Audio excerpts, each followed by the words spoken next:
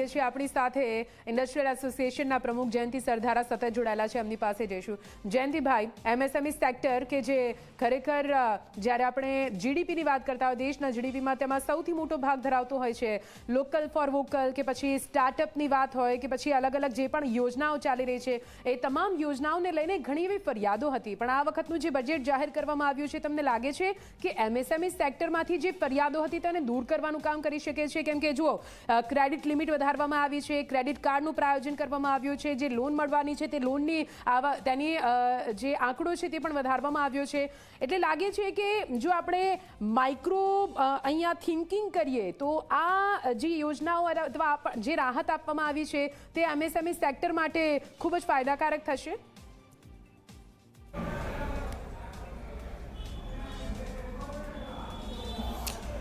ખૂબ જ જાહેરાત સારી થઈ છે અને જે માગણી હતી એ લગભગ મોટાભાગની ફિલફૂલ થઈ ગઈ છે.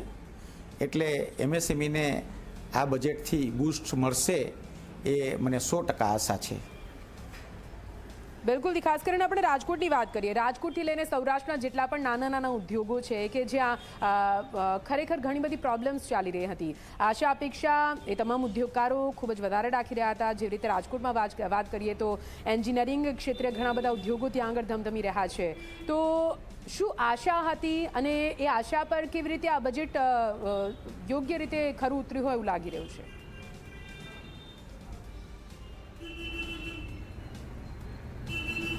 રાજકોટ એમએસએમઈનું હબ છે. સ્મોલ સ્કેલ ઇન્ડસ્ટ્રીઝ એ રાજકોટ આખા વર્લ્ડમાં વધારેમાં વધારે ધરાવે છે અને મલ્ટી પ્રોડક્ટ બનાવે છે. એને જે જરૂરિયાતો હતી, ટેક્સ સ્લેબ છે, લોનની મર્યાદા વધારવી, ટેક્સમાં છૂટ મળવી અને આવી અસંખ્ય ફેસિલિટીઓ આ બજેટમાં વધારી દીધી છે. એટલા માટે રાજકોટનો વિકાસ પૂરઝડપે થશે એમાં મને કોઈ શંકા નથી. બિલકુલથી. કોઈ પણ ઉદ્યોગની જ્યારે આપણે વાત કરતા હોઈએ છીએ ત્યારે ઉદ્યોગ સાથે રોજગારી પણ એટલી જોડાયેલી હોય છે. જયંતિભાઈ, રોજગારીને લઈને ઘણા બધા સવાલો ઉઠતા રહ્યા છે કે રોજગારી એટલી નથી, રોજગારી માટે જે સ્કિલ્ડ યુવકો જોઈએ છે, યુવાઓ જોઈએ છે તે નથી. તો અહીંયા એ પ્રકારે જાહેરાત કરવામાં આવી છે કે જેથી સ્કિલ્ડ યુવાઓ પણ તમને મળી રહે. તો લાગે છે કે રોજગારીના પ્રમાણમાં તમને એ પ્રમાણે અહીંયા આગળ મહેનત કરતા યુવાઓ મળી રહેશે?